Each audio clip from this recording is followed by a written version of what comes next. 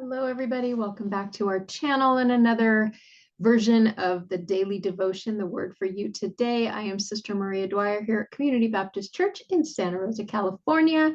If you have not already done so, please hit that subscribe button, and we thank you for your continued support.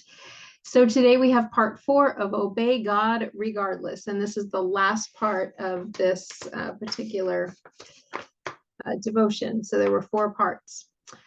And our scripture is Deuteronomy 14 and 22, set aside a tenth of all. Why did God command his people to give him the first tenth of their income? He tells us, so that the Lord your God may bless you in all the work of your hands. Verse 29.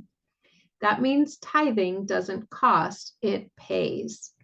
When you give God the first tenth of your income, he promises to bless all the work of your hands. So the question is not, does the church need your tithe, but do you need God's blessing? Let's read that again, because I was guilty of this too before I really understood it.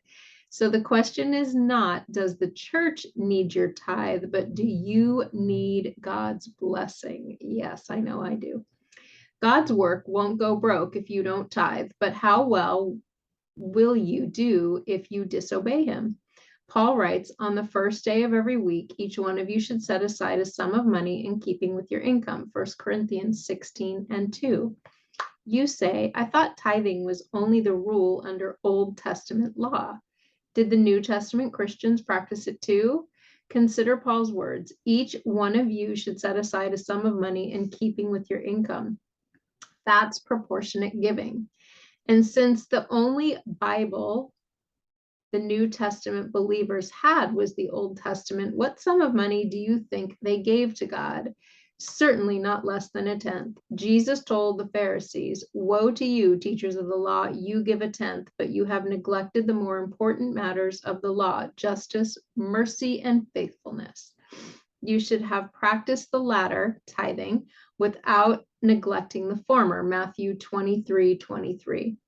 Question, would you give God less under grace than you do under law? Ooh, the tithe is the minimum, but only your love for God and his kingdom can determine the maximum. So there you go. And that tithing is really between you and God, but really understand what it means. It's so important. And, Malachi 3 and I think 10 about testing God in this.